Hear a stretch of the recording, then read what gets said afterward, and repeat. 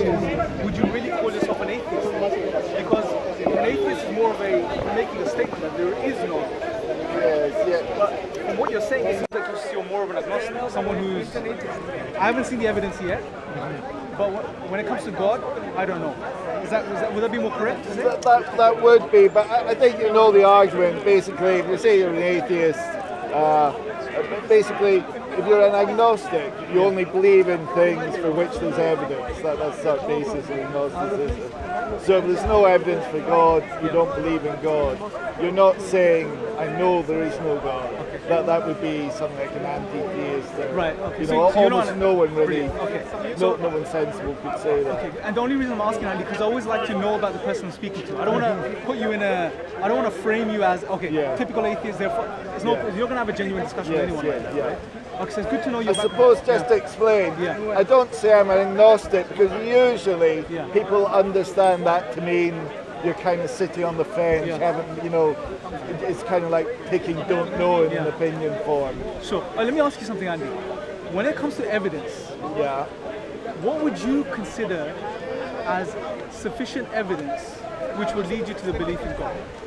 I mean, like one angel would be enough. I suppose that's quite a thing that always strikes me. God wants to be, or in most of the religions, God wants to be believed in, and He'll even punish you in terrible ways if you don't believe in Him. But He does so little to prove His existence. It would be very easy for God to, we could live in a universe where, just like we know there's a sun, we know there's a God. Okay, so let's try and unravel this a bit. So the very first thing I want to do, Andy, is just to clarify something for us here. Unfortunately, we fall into this way of thinking sometimes as human beings, especially in the 21st century, which is seeing is believing. That seems to be the underlying assumption with what you're saying. Only if you send me an angel. Now, this is not something uncommon, right? Even at the time of the Prophet, peace be upon him, there will be the Meccans, some of the Meccans, they will make such claims or request for such proofs. They'll say, why don't the angels come down to us? Right? But it's very important to understand something here, that physical data, empirical data, is not the only way, based on that, to formulate beliefs or come to truth. Empiricism or science is not the only way to truth. Do you recognize that? Well, I think I know where you're going. I lean more towards the empiricist line that you can come up with any theory, but if it doesn't correspond with nature, then it's sure, but what I'm saying, Andy, is that's in the realm of science, and we respect that, right? Muslims love science as well. We don't have a problem with science. If anything, if you look at the Islamic history, the golden age where the development of science is another topic. But what I'm specifically saying is when it comes to life and the beliefs that we formulate and arrive at, there are many routes to knowledge. That's the key point I'm trying to get across here. Is that, for example, let me give you an example. Are your parents still alive? Okay. Do you believe your parents are your parents? Yes. You do? Yeah. Do you believe that with conviction? Oh, I mean, yes, but... You're as certain as you're going to be, right? Yeah. Okay. Now, here's the thing, Andy. Let me ask you this. Have you done a DNA test? No. No, right? Most of us haven't. Majority of humanity hasn't done a DNA test, which has proven that their parents are their parents. The point here is then, therefore, Andy, you have a belief which is not based on empirical data, which is based on something else, right? Well, I wouldn't say no. I would disagree. It's empirically true that they raised me, that their names are on birth certificate. Them raising you, Andy, doesn't prove that they're your parents. Obviously. But the evidence, there's two possibilities. One, I was swapped at birth, and they never told me. Or the other is they are actually my parents. And just maybe there's more possibilities. I look like my parents. All my kind of my brother would have told me. Do you know what I mean? I have a mountain of evidence, not proof, but a mountain of actual empirical evidence. The things you pointed out are not empirical evidences. For example, I look like them. That's not empirical data. For example, some people look more like their aunties and uncles than they do their parents, right? So that's more of a subjective type of analysis. It's not empirical data. No, I would kind of disagree with that. And like if my parents were black, I probably would have guessed that I'm not there.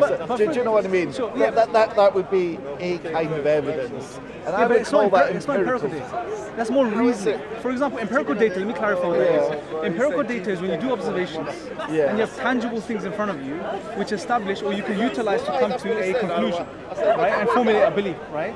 Now when you're looking at your parents and saying, oh, I look someone like them, therefore they're my parents, this is more of a type of reasoning. It's more of a pure type of reasoning. I see where you're going, but the deduction itself is based on empiricism. We can observe that children look like their parents, but I said, and we can do DNA. We can. And so I know that. So empirically, you can show A, and then you can use A to determine that they're my here's the parents. thing. Do you know what I mean? You can do a DNA test. You haven't done it yet. Yes. Right now you're saying because I look like them. Right? Yeah. But what I'm saying is many people look like their aunties and uncles and distant relatives more so than their parents. So that's not really evidence, right? Well, I would agree. So that's sort of empirical evidence that, going the other way. But I think if you still add it all up, it would be. What else would you add to that? Do you know what I mean? The fact that my brother never mentioned that I was adopted. Okay, good. Do you know what I mean? But that's testimony now. So you're referring to testimony. It's called authentic and valid. You're referring to authentic and valid testimony of people you trust. Such as your parents telling you you're their son.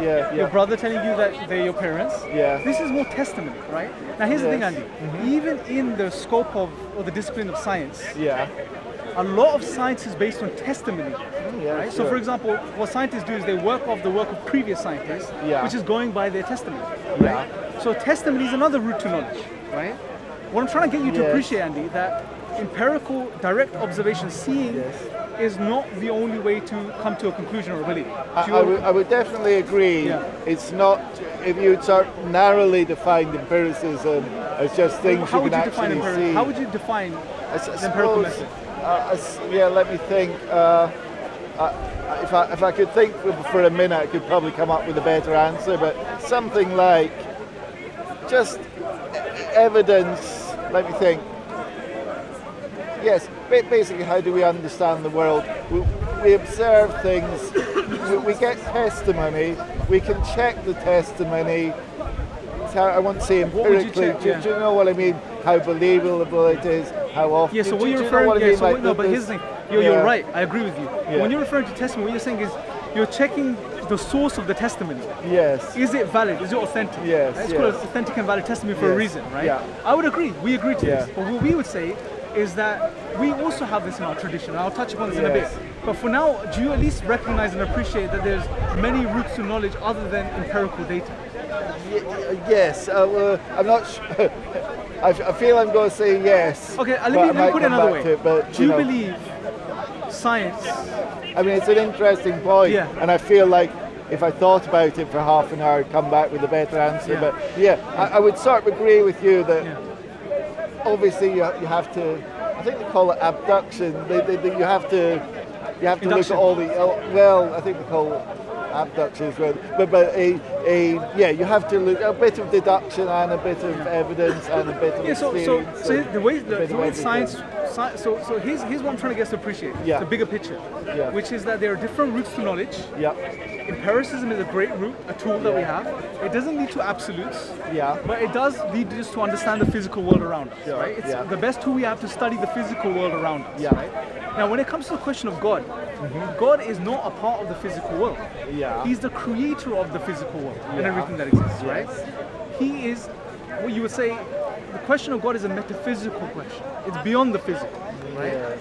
Now, that's not to say that there is no proofs or evidence.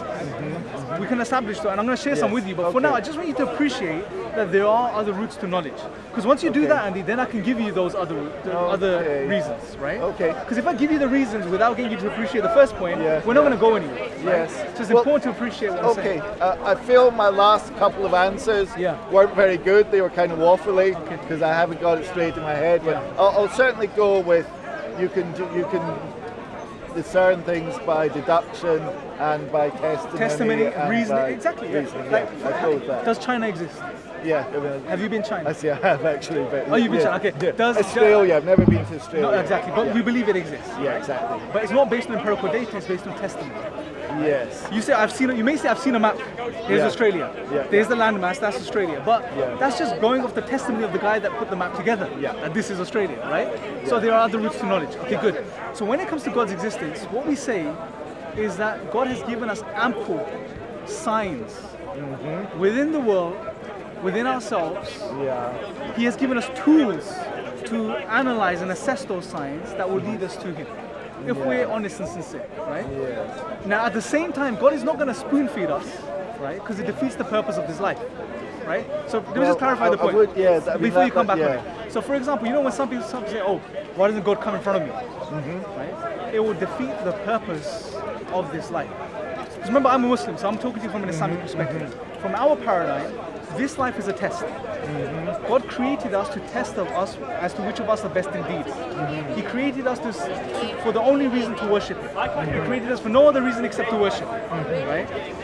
Therefore, one of the crucial elements of this test is, can the human being that's been endowed with some very amazing faculties and abilities, can the human being use those faculties and abilities to come to the conclusion that I exist? Can he find me, first and foremost, right? Yeah. So God is not going to therefore spoon feed you and say, oh, here I am, here's the angels, therefore the test is over, right? Well, that's really adding in a new bit to it, isn't it? See, this is the bit I find difficult, because on the one hand, God wants to be known and is angry if we don't recognize Him.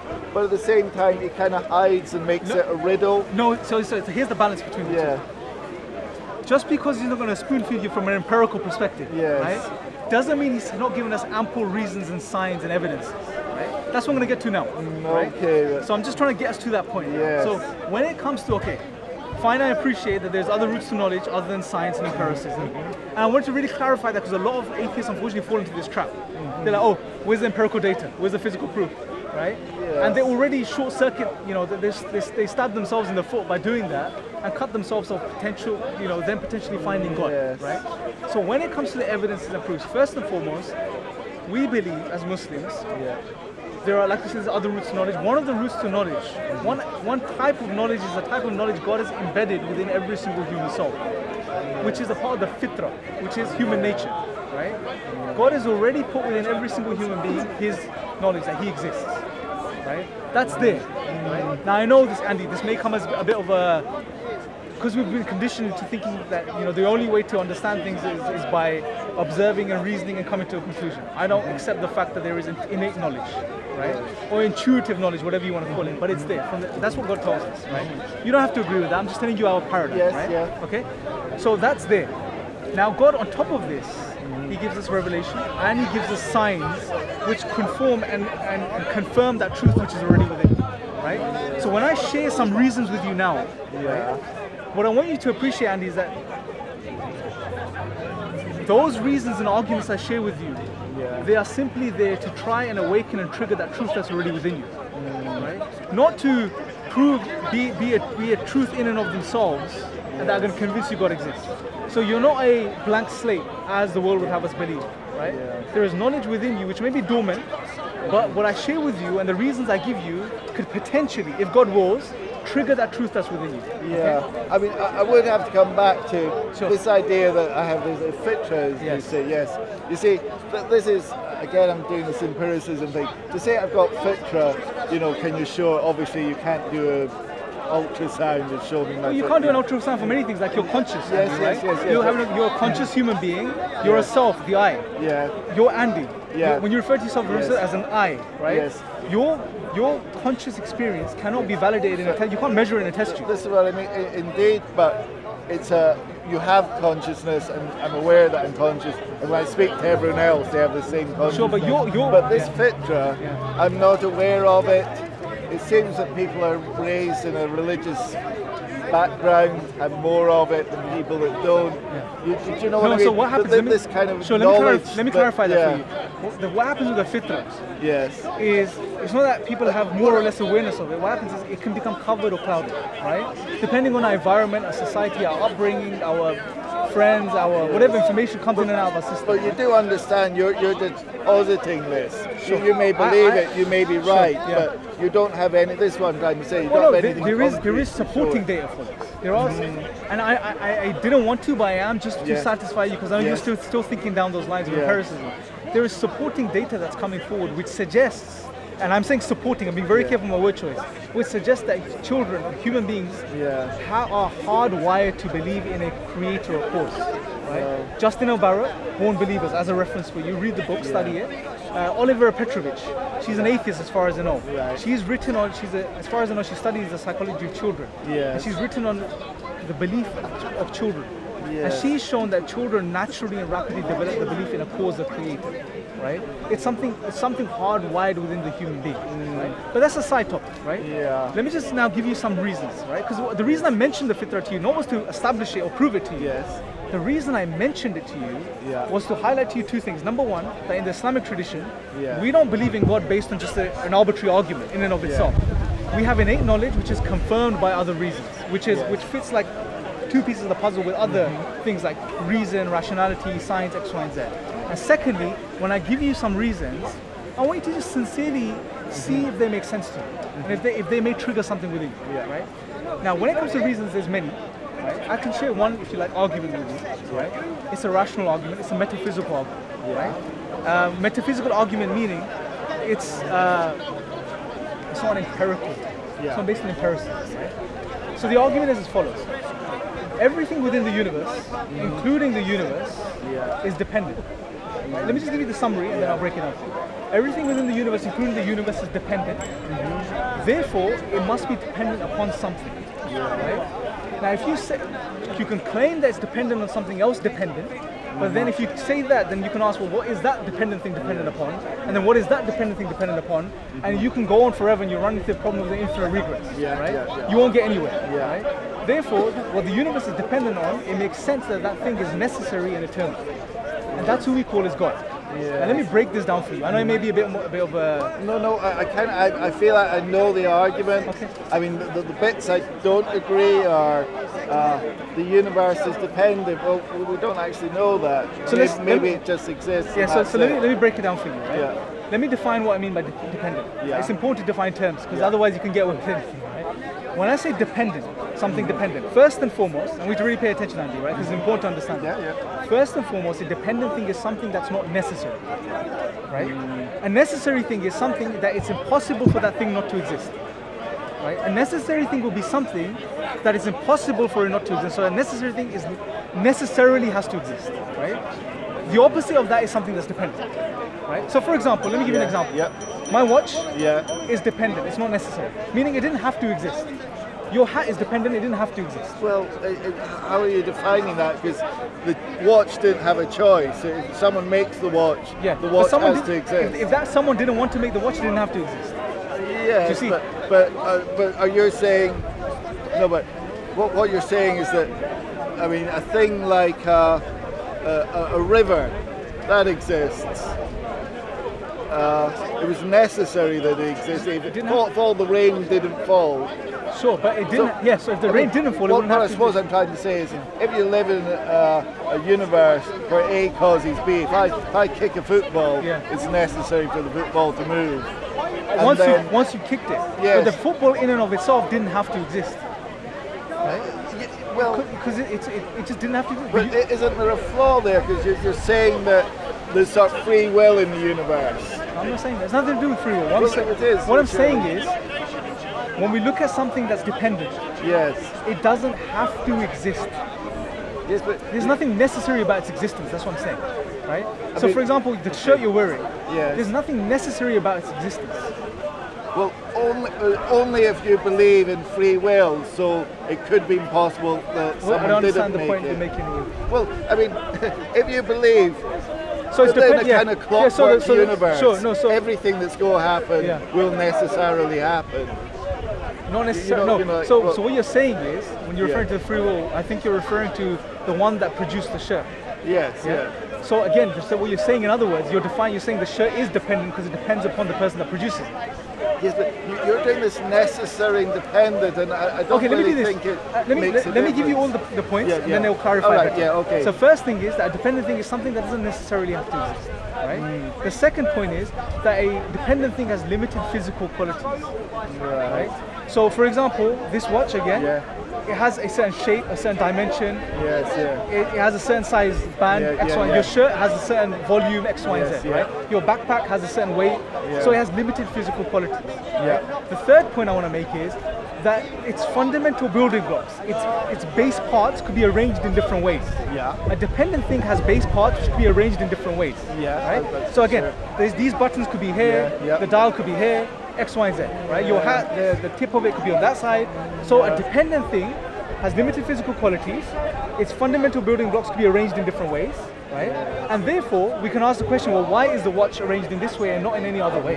Because this watch could have been arranged in 101 different ways, right? I think a problem. I'm do you understand what I'm saying so far? Because before you give me the problem, do you understand the point what I'm saying? Yes, I am, but I think I'm giving you counter arguments, so you can give me the response to the counter argument. You're saying it's built of building blocks. If there are fundamental building blocks, then they can't be built out of building blocks, can they?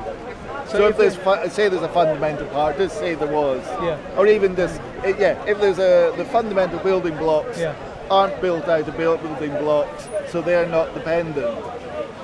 I don't understand what you're saying. You said that one of the qualities of a dependent thing, its fundamental building blocks can be arranged in different ways. Yes, but a fundamental building block, one fundamental building block, can't be arranged in any other way. No, but that's dependent too, because it has limited physical qualities. Yes, but there is a philosophical argument there, or a logical flaw. Surely you're saying it's a quality of dependent things that their building blocks could be arranged in another way. Yes. But a building block by itself can't be arranged in any other way.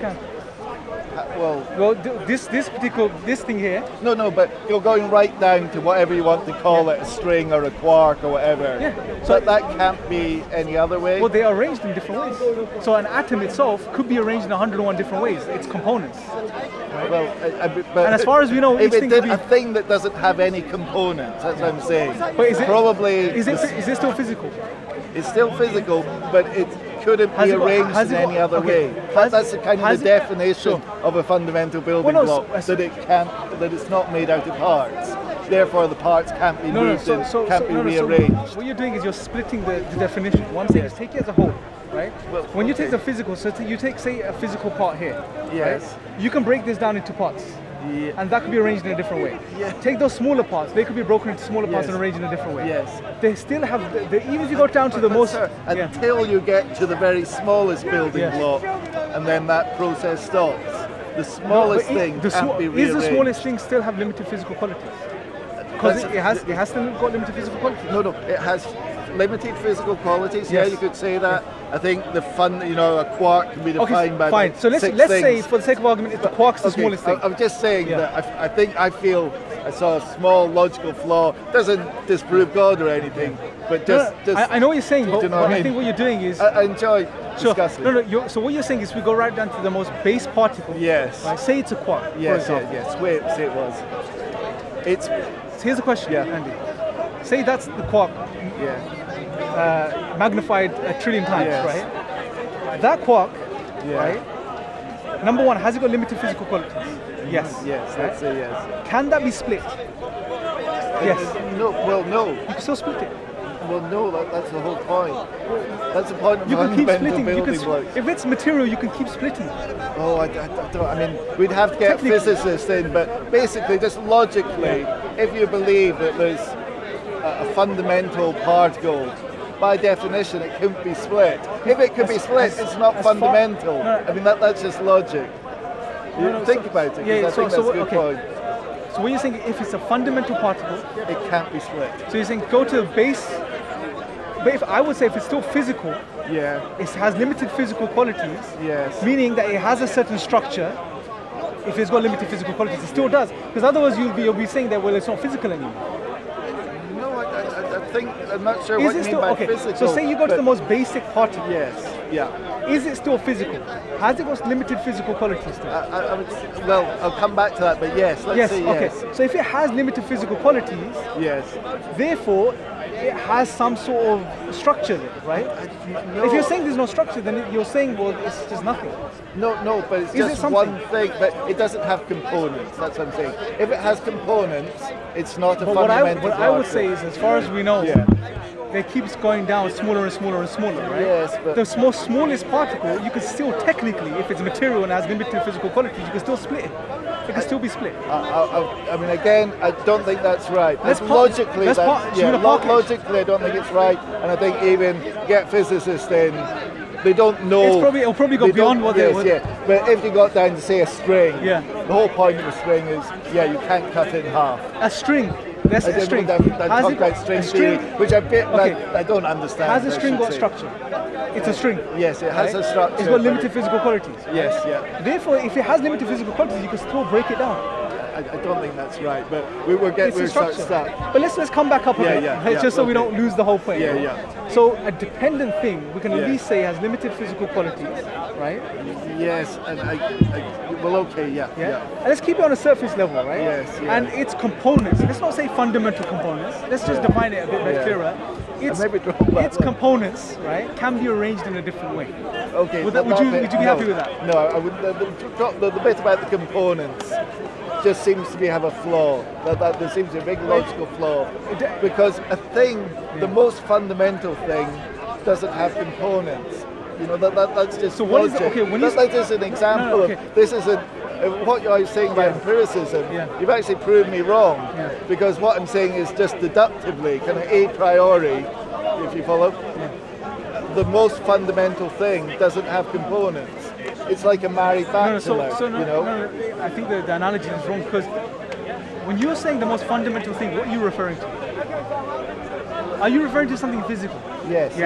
Some kind of particle. Okay, good. Exactly. Yeah. So if it's physical and has limited physical qualities, that means it has some physical qualities. It has a certain shape and structure. Right? Well, I mean, shape's the wrong word. It would have a spin of 1 or -1 or whatever. What is it then? What is it? Well, this is the big question. Okay. So let's not go. Let's come up a bit. Right. Okay. Yeah. So if you're driving down a high street road and you look over onto the hillside and there are some flowers arranged in a particular shape. Yeah. Right. You know they're dependent. Why? Because they're arranged in a certain order. Yes. They have limited physical qualities. Right? Yes. And there's nothing necessary about their existence. They didn't have to exist.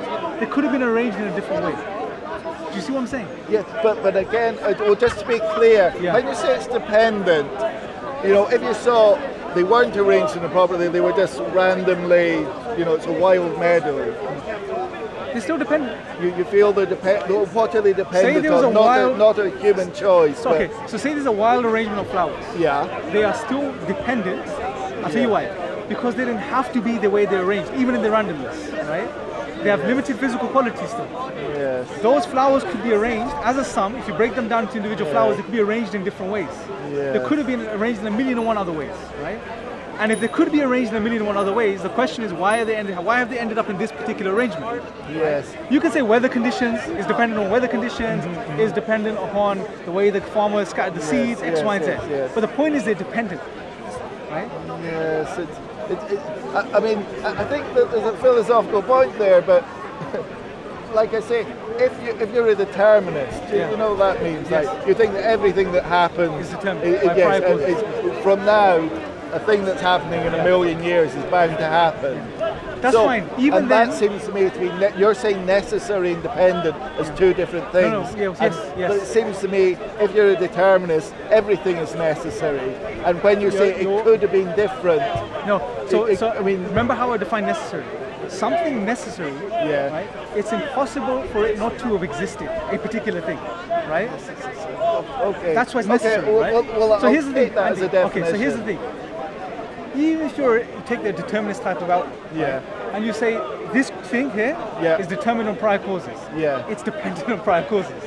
It's dependent on what came before it. Yes, right? But all the way back to what? Well, say it went all the way back to some kind of think they call it a necessary existence. Exactly. But if that's necessary and everything after that is necessary, we could live in a universe. See, I'm not saying that. Oh no, I don't know if I would say that, but you. To enjoy the argument in itself, you could have a universe where every single thing in that universe is necessary. Do you see what I mean? That makes sense? Well, just the first thing was necessary. I think you would say that. Okay. So it couldn't be any other way. Say it was a god. The god, and it couldn't be any other god. But God is not part of the universe. So there's nothing necessary within the physical material world. That's the whole point. There's nothing necessary in the physical universe. But if the God himself was predetermined, if he was born, if he was created, or if he exists, and he only has one idea. But then that God is not necessary. I'll tell you why. Okay. If you say God has a beginning, straight away automatically this God that you mentioned is not necessary because it's dependent upon something bringing it into existence. So let's slip with the tongue. Okay. What I meant was this eternal God. If it's his nature that he's going to create one universe and one universe only, and it's going to be the deterministic universe. You don't have to agree with that, but if that was the case... But that doesn't logically follow everything is necessary now. How does that mean everything is necessary? All that means is everything that comes into being is dependent upon something prior to it. Fully dependent upon something prior to it. That's what you're saying. It's still dependent. The universe is full of... What you're saying is there's a dependent chain of causes. Going all the way back to a necessary cause. The only thing is when you define dependent, that's fine if you're dependent. Do you see what I'm saying? No, yes, I do. But you were giving a different definition. If dependent is there had to be A in order for there to be B, that's great. But what you're saying is, given A, there could be B or C. There's a kind of choice in there. Whatever B, C, D is, what I'm saying is that everything, therefore, is dependent in its own way. B, C, D, or X, or Y, or Z, whatever it is. Yes. But what I'm saying is everything dependent, which this universe and the sum of the universe is, has to, or makes sense that it depends upon something necessary and eternal. Otherwise, you run into the problem of the infinite regress. Right? It has to be a necessary, independent, eternal cause. If you say this cause is not eternal, then you're saying then automatically by default this cause is also dependent. Why? Because we clarified if it comes into existence, therefore it's dependent upon something external to itself, right? Yes. Therefore, so the simple argument, the logic follows.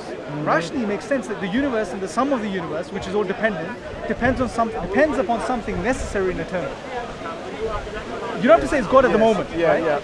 But at least we come to the conclusion that it depends upon something necessary and eternal. Does that make sense? No, I know the argument, yes. Would you agree with that? I mean, it seems like that would make sense that, yes, there has to be something that just is. You know, infinite. Okay, Sandy, there are ways around infinite regress, but I find it a bit complicated. So just go with there has to be something. There are no ways around the infinite regress except for the infinite regress. For example, the infinite regress is an infinite regress, right? Meaning there is no way back from it. Yeah, unless it goes round in a circle. But then it's not infinite. Because an infinite chain means an infinite, never-ending chain. Yes. Right? No, but it doesn't have to be infinite if it's a circle. Well, then it's not infinite. No, I'm not saying it is infinite. But that's how you get out of it being infinite. But then it's it's not infinite. But then it's circular. Circle. Then it's self-creation. It doesn't make any sense again. That's another absurdity. Well, yes, but maybe the universe is absurd. I agree that they're difficult. So here's what I'm saying, Andy. Why? Yeah, why? We were talking about. But I would be quite happy. Here's the thing, Andy, quickly, just a point. Why choose absurdities over a rational conclusion, which is a eternal, necessary, independent cause? Yes, I would go with that, although I just want to leave a marker to say we're kind of thinking whatever the explanation of the universe is, it's something kind of within our mental compass that's familiar to us. No, I would say the opposite. I would say the opposite. You know why? Yeah. Because as soon as you were saying it could be an absurdity, and the definition of an absurdity is something we don't encounter. Andy, if we get into definitions, we'll be here till the cows come home. Right? We won't get anywhere. I like that kind of stuff. But just we're following so far, right? So here's what I'm saying, Andy. Is that the most rational conclusion is that the universe, the sum of the universe, and everything that exists, which is dependent, depends upon something necessary and eternal. Okay, let's go with that. Yeah, so you can agree to that, Andy? Yeah, for argument's Now, sake. here's what's interesting. And by the way, Andy, let's try to move beyond for argument's sake if we can. Because, you know, I know we enjoy this whole, human beings enjoy having a bit of a rational discourse and a bit of philosophical discussion here and there. But let's just see if we can really benefit from this as well, right? Because meaning, if it leads us to a conclusion, why not accept that conclusion? Aye, but there's a difference. So here's the choice you have. You want to have this conclusion. And it's not that I don't want to have this conclusion, it's just I'm aware that we're cutting off different avenues. You know, I'm aware of that, so and that's why I don't feel comfortable. Okay, let me being a deist. I'll tell you why I'll tell you why empiricism is cut off as an avenue. Yes. I'll tell you why. When you talk about a necessary reality, yes, right, it has to be something independent and something that does not have limited physical qualities, because we define dependent things as having limited physical qualities. You see? Yes, but so but I don't agree with that part either. Okay, no, but you agreed initially as to dependent things have limited physical qualities. That's one point you did agree with. Well, what you said, you pointed to your watch and said this has limited physical qualities. You know, so so everything that we see in the universe, yes, you could say has finite limited physical qualities. Yes, but it doesn't mean. And again, I'm not being difficult, but you can't say just because there's two things that being dependent necessarily makes it finite, or that finite things by definition have to be dependent. Okay. You know, it could be that all the things in the universe. Let me correct that point. I get what you're saying. Dependent. So no, you can have potentially. Yeah. You can have an eternal thing. Yes. Which is dependent. Logically speaking, right? You can have an eternal. You can have an eternal thing which is dependent, right? Can you? Right. Okay. So some people may argue, well, the universe is eternal, but it's still dependent because it has limited physical qualities, and it still requires an explanation outside of itself, right? It still requires an explanation, even if you argue the universe is eternal, right? Yeah. Do you see? But the point I'm trying to clarify here for you, Andy, is a necessary thing is opposite to a dependent thing. You would agree to that point, at least. You say a necessary thing is opposite to a dependent as far as thing. the definition is concerned. So a necessary thing necessarily has to exist. A dependent thing doesn't have to exist. Didn't have to exist. Can't we just say there's a dependent thing and a non-dependent thing? I'm not sure why you go necessary. If it's non-dependent, yes, I would say it's necessary. Because if it's not dependent, it's independent. Okay, if you're using the word necessary to mean non-dependent. So look, if something is independent, means it's free of need, free of dependency, right? Yes. From every way, shape or form. Yes. Right? Therefore, that thing has to be necessary. Because there's no other way for it to be. It's impossible for you to claim that a necessary thing or an independent thing is not necessary. It just doesn't make sense. I'm thinking, it seems to me it would be better just to split the two properties.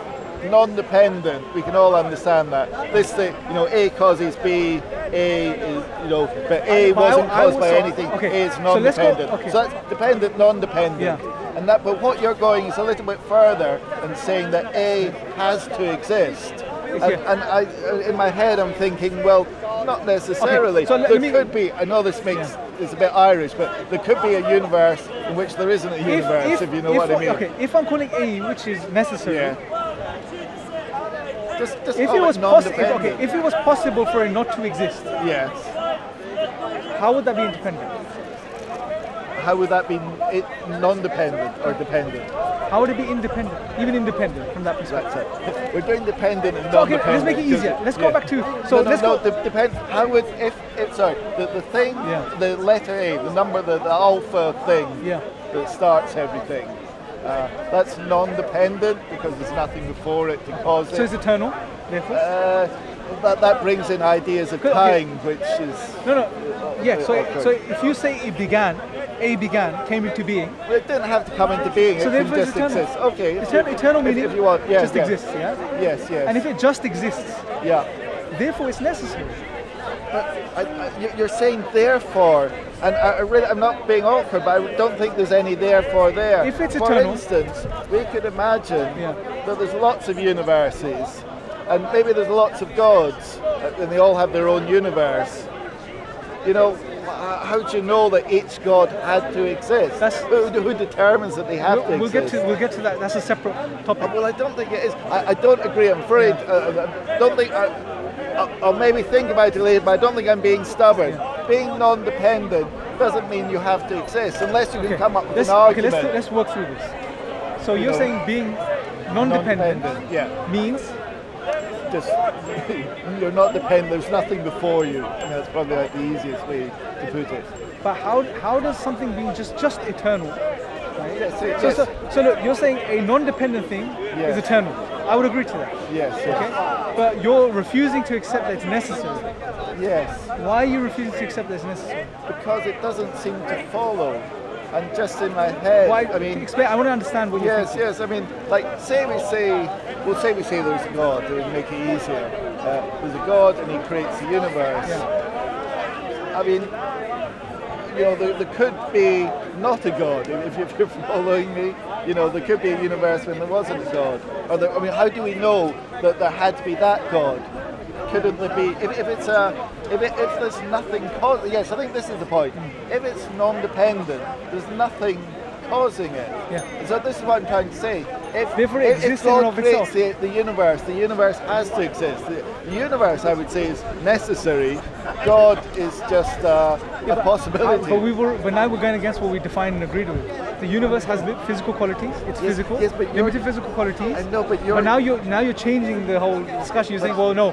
Now I'm going to say the universe is independent and necessary. How will you come to that conclusion? Well, yes, I think this is how you. Well, if you say God exists. But Andy, you agreed that the universe is dependent. Yes. It's dependent on something outside of itself, and we have also agreed and acknowledged that this cause must be independent, right? At least independent, eternal, right? Yeah. The only problem you were having was saying it's necessary, accepting it's necessary, right? Yes. My point was, if it exists in and of itself, it's not dependent upon anything outside of itself. Yeah. Therefore, it's necessary, and it's eternal. Yes. It's always existed. Yes. Therefore, I would say it's necessary. Well, if that's your definition, I mean, if you want to say anything that's non-dependent is necessary, I mean, we can go with that, but it doesn't seem... Andy, let's do this. Yes. Let's just toe the line here for now. Yes, right? yeah. Let's say it's independent, eternal. Yeah, right? Independent, eternal. Yeah. Fine, let's stick with that for now. Yeah. Okay? So at least we've come to the point where the universe and its entire sum is dependent upon something independent and eternal. Now, let's park necessary. Right, I'm really sorry about this, but I'm going to have to say the non-dependent thing could be the universe itself. No one had, this is a big mistake people make just by thinking that, well, the universe exists, therefore someone had to make it. I think that, again, that's definitely a flaw. So what you're arguing now, you're changing your position, because you did originally agree that the universe is dependent, because there's limited physical qualities as we defined, and you agreed to. Its components could be arranged in different ways. I'm afraid I've been disagreeing really. I mean, at some points I've been saying for the sake of argument, so that you can make your argument. This is the thing. So guys, this is what I don't like to do just for the sake of argument. All right. Okay. The point we need to understand this point. Okay. Does the universe have limited physical qualities? The answer is yes or no. Is the universe physical and is it limited? Well, okay, I'm going to give you another argument, and again, I'm sorry to be awkward. All right. If you answer my question, well, my question is, it depends. There's a problem there, because what do you mean by quality? Like a quality could be like your watch. You were saying had limited physical, you know. Okay, has it got? I could say quality? Your watch. One of the variables that describes your watch is how likely is it to appear in an episode of Game of Thrones. I've been watching Game of Thrones, so that would be a variable. So it wouldn't be. Your hat would be quite likely to appear. No, but Andy, you're missing the point. That would be a quality. No. And there would be an infinite number of qualities for every single thing. When I say the watch has limited physical qualities, what I'm saying is it has a certain structure, a certain shape, occupies a certain space. Yes. Yeah, it has a certain different parts or shapes that come together and make it. This is what I mean by limited physical qualities. I do see how. Now let's apply that to the universe. Yeah. Does the universe have limited physical qualities? Yes, it does. The same way. Yeah. Therefore, unless it's infinite, therefore, based on only that means the universe is dependent upon something that gave it those limited physical qualities. Yes. Do you see the point, Andy? I absolutely see your point. So then how can you therefore say now that the universe is eternal or independent? I think this is just a wrong argument. I'm sorry, but you're saying that a thing that's finite has to be dependent. Again, it's one of these axioms that you're just laying down. It doesn't seem to follow logically from anything. For instance, say the universe was infinite. I don't think it is, but say it was. Does that mean it's not eternal? Dependent? Well, no, it might be infinitely big. No, so say, okay, let's take that for example. Yeah. Say the universe is eternal. Infinitely big. Well, because then it would have infinite qualities. Yeah, yeah, but we don't say. But say it was. Yeah. Does that mean that it's dependent or non-dependent? But Andy, if we're going to go by potentials, we're not going to go anywhere. Well, say this was that and that. It's like saying it's like Andy. We're getting to the point. It's like saying, well, I'm saying you think I'm a human being, but I'm actually a gorilla in a human suit. Say that's the case. No. We're talking about potential. You're laying down an axiom about something that we don't know. We can't go and study. We don't have lots of universities. No. If you had lots of universities, we Andy, can go and check. Why can we study? But you're making an axiom. A thing that has limited qualities must be dependent. Andy, is the and my question is, if it had infinite qualities, would it be dependent or non-dependent? You're missing the point. Okay. Can we study the universe? We can. Through science. Yeah. That means the universe is a physical reality. Yeah, go along with that. Yeah. Okay. Now, when it comes to the physical, physical things have physical qualities. Yes. Yes. Physical qualities have limits. So everything physical that we know of has limited physical qualities, right? Meaning certain shape occupies a certain space, has certain dimensions X, Y, and Z. Yes. The universe has these qualities too. Yes. Right? Therefore, the universe is dependent upon. No, there's no therefore. And you can't say that. I think you're saying that anything that's finite is dependent. Well, that that's just an axiom. Oh, all right. Sorry. What are you saying? Anything that has limited physical qualities, right? Yeah. So look, let's go to finite. Okay, look. Just say I'm gonna try to explain this a bit clearer, right? The watch, this watch, has limited physical qualities, meaning it's occupying a certain space. It has certain dimensions, right? Yes. It has, a certain length bracelet. All of these things are its limited physical qualities. Hold on a second. Just listen to me. Therefore, we know that someone made this watch with these particular limited physical qualities, right? This watch could have had other limited physical qualities. It didn't have to have these qualities. It could have had other. It could have been arranged in a different way, right? The same applies to the universe. If it has limited physical